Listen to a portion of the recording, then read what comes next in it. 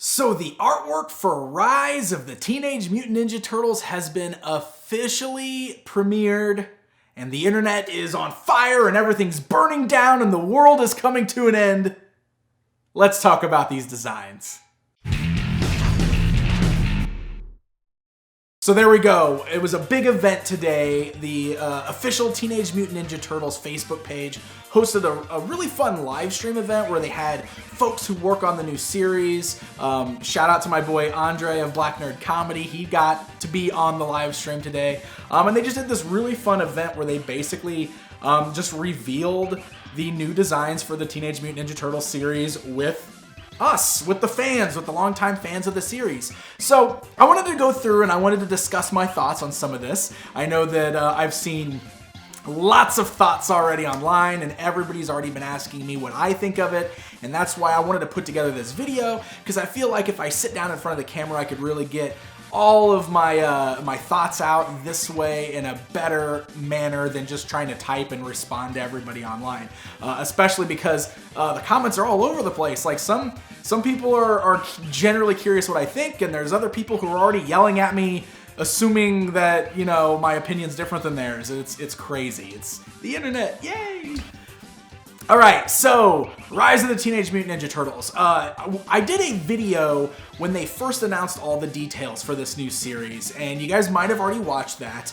But I want to go ahead and put that out there up front, that a lot of the things I discussed in that video, a lot of my feelings, a lot of the things I was kind of worried about or concerned about, and a lot of things I was optimistic about, you know, a lot of that is still the same after seeing the artwork. So a lot of the things I said in that video are gonna kind of be repeated today, I think, and they still kind of hold true. I guess one of the big things that we always have to talk about, and I think it's important to keep bringing it up, because it is a thing, it is something that they told us right from the get-go, and that's that this new series is targeting a younger demographic than the 2012 series did. The most recent series was my personal all-time favorite Ninja Turtles series, and that says a lot, because I've been a huge Turtles fan ever since the original cartoon, you know, and then after that made me a fan. I've read the comics, I've watched every series of Turtles, but I really felt like the 2012 series did something really, really special. So I'm right there with a lot of you who are very sad that that show has ended. I'm still kind of mourning that, and the fact that we're moving into a new series so quickly, I think makes the sting worse than if we hadn't seen the Turtles for 5 years and this was happening. So I'm trying to think in that mindset. And I really do believe that that's part of the reason why a lot of people are kind of extra burned right now, is because they didn't want the 2012 series to end. But yes, this new series is targeting a younger demographic. It is going to be aimed specifically at a younger audience, younger kids, than the 2012 series was. So as soon as I heard that, and as soon as I heard that that's the direction the show is taking, I kind of, you know, built up my own expectations in my head. I kind of, you know, made sure to know what to expect with the designs, and I gotta say that the designs that were revealed today were actually about on par with what I was expecting to see, if not a little bit cooler looking than what I was expecting to see from this new series. And we'll get more into that in just a bit, so hold on, we're gonna talk about all of those designs in detail here. So let's talk again, before we move on to the designs, let's delve a little bit more into that whole 2012 series just ending, and kind of the thought of that being my series and a lot of other people's series. I was in the chat in the live stream today, and I was, you know, kind of right there, but I was watching a lot of the people chatting, and I've really noticed that, you know, the way everybody has always kind of hung on to the one version of Turtles that they like the best. And all through the 2012 series, especially when the 2012 series first started, there were so many people who were, you know, just saying that, oh no, the original series is the best. Why can't it look like that? And there's a lot of people who hold on to the 2003 series, which is a great series. And then you've always got those people that refer back to the adult-oriented comic books from Mirage as being their Turtles. And today I noticed that there were a lot of people in the chat who were bringing up stuff from the 2012 series. A lot of the questions being asked were like, Is Ice Cream Kitty going to be in this new show? Is Donatello going to have feelings for April O'Neil? And a lot of people just really, really mourning the fact that the 2012 series has ended. And a lot of that stuff, you know, that was all stuff that was new for the 2012 series. And the fact that people are already getting upset at the idea of that not being in the new series really shows you that people have hung on and grabbed onto 2012 as being their Turtles in the same way a lot of people have grabbed onto all those different generations. So every generation of Turtles has a fan base, except probably Next Mutation. But it's really interesting to see how that goes, right? Like every iteration of the Turtles has its fan base. And at the end of the day, we're all Ninja Turtles fans. So that's pretty cool stuff.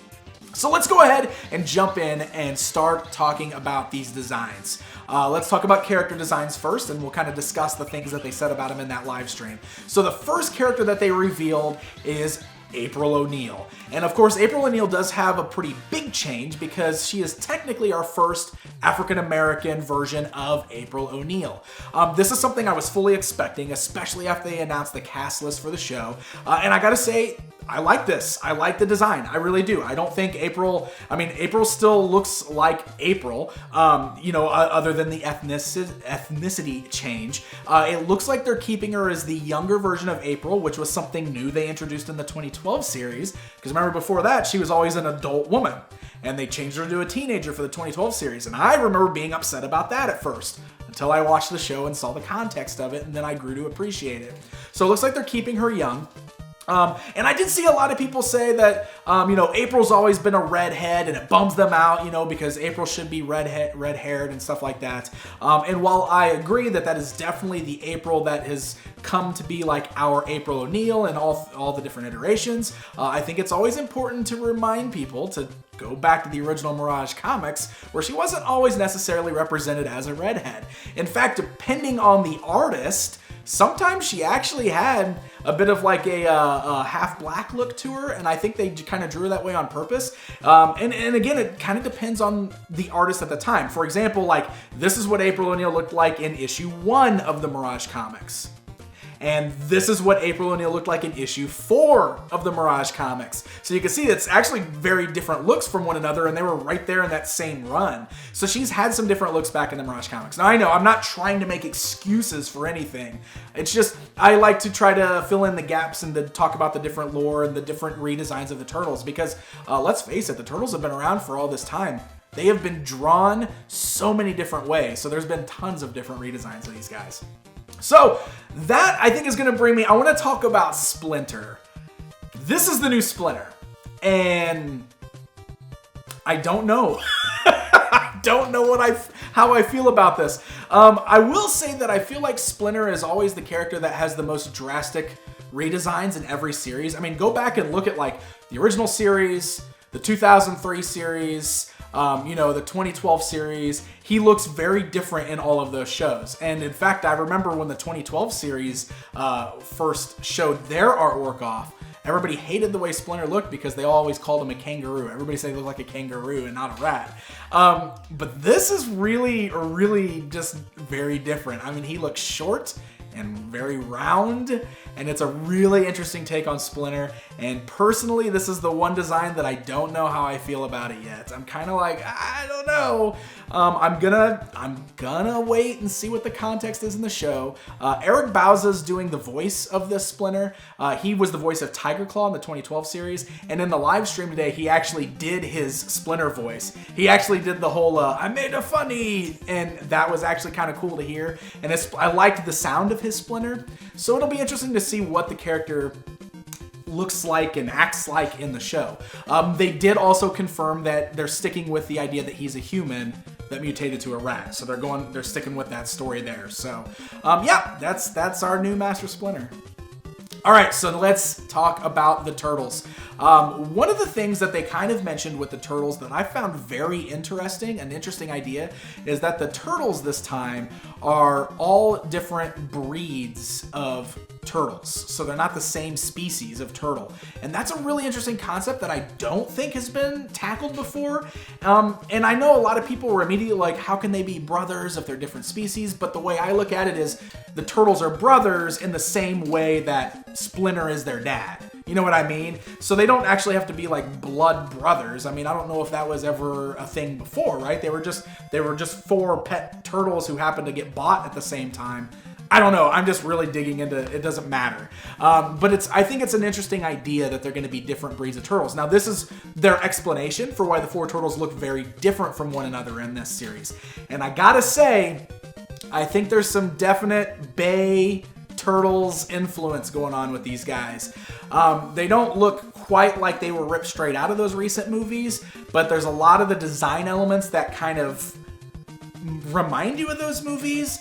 And I gotta say that I'm a little curious why they did that, because the last I heard, those movies way underperformed, and they were done with that, and they were moving on from that style. So I'm a little curious as to why they brought that style into the new show. Now, I do think that they definitely toned it down, so it's not quite as crazy and quite as, well, let's face it, quite as horrible as those movie designs, because I was not a fan of those designs at all.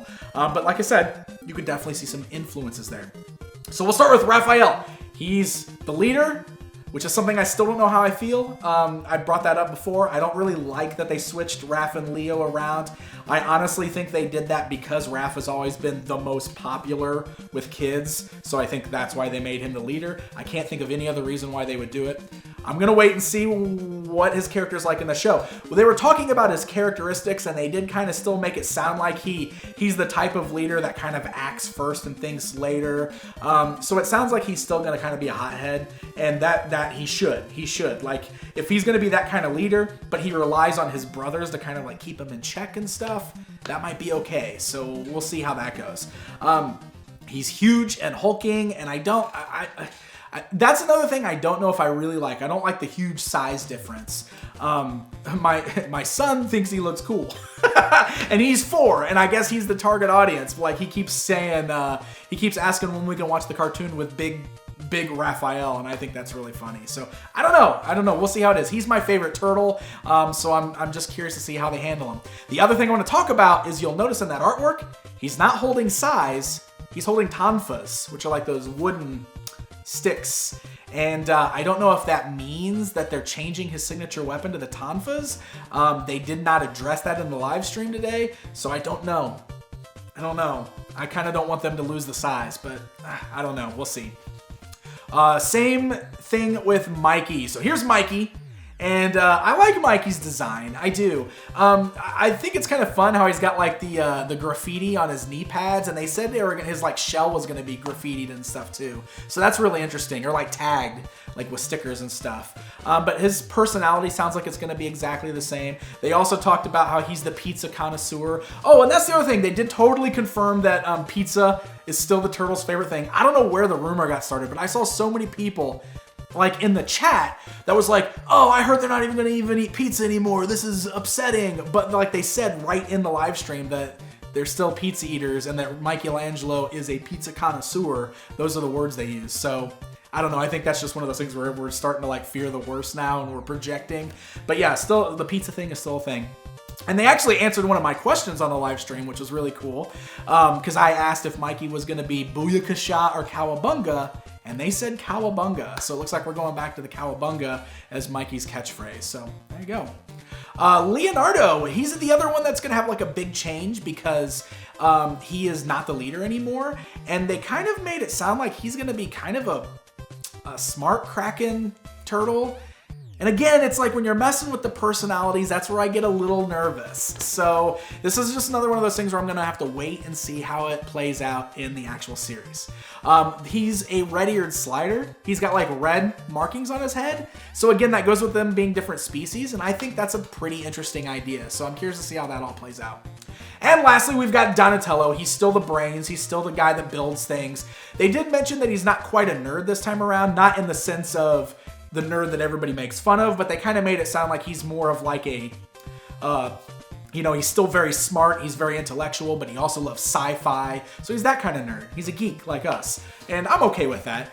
He's got like the goggles on his head, very much like the Michael Bay movies, and one of the other things that's really interesting about him, they said that his species of turtle is a soft-shelled turtle, so to compensate, one of the things that Donnie's going to do in the show is he's like going to build all these different types of like mechanical armored shell things that he's going to use. And I think that's kind of cool because that's like the whole Donatello building machines and stuff and using his technical prowess. So I'll be really interested to see how that plays out too. They also mentioned that one of those mechanical shells ends up becoming his sidekick.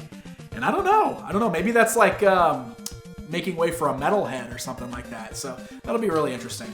So that's your 4 turtles. And I know a lot of people don't really like the design. I've seen it countless times online.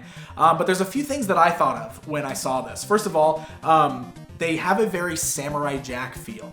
Have you guys ever watched the series Samurai Jack? And it makes sense because, gosh, the name is escaping me right now, but the creator is one of the co-producers of the new Turtles show. So it almost makes sense that they've got that very Samurai Jack feel to them. Or like the first Star Wars Clone Wars cartoon, if you guys remember that. That's what they look like to me. They look like that type of animation.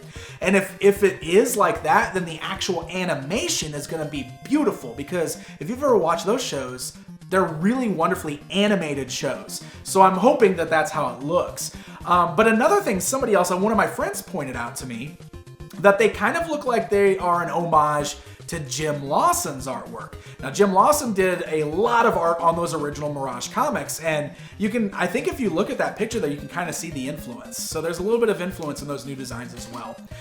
It's a very drastic change from what we just saw. And like I said, with that show just ending, I think that's adding to the sting of the whole thing. But I totally get it. Like, if you guys don't like the design, I'm not telling you that you're wrong for not liking it or for disliking it. But what I am here to do is say, hey, let's give it a chance, right? Let's give the show a chance. I prefer to be cautiously optimistic about this stuff. I don't dislike these designs at all.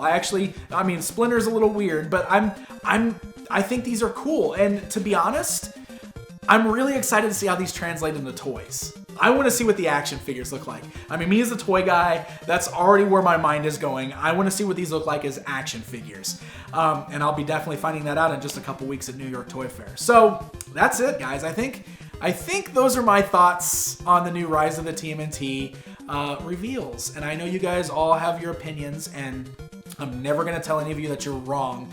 But at the end of the day, I do want to remind everybody that, if you don't like the new series, we're not taking away your old stuff. So don't let this ruin your love of Turtles. Nobody's ruining your childhood. The franchise isn't ending. There's nothing like that going on. We gotta wait and see how the series plays out first. They're targeting young kids with this. I have a feeling kids are gonna love this. And if kids love this, that's good for the brand at the end of the day, because we'll still get stuff geared towards us from people like NECA Toys, or all those cool t-shirts that come out, or anything that's still marketing towards nostalgia.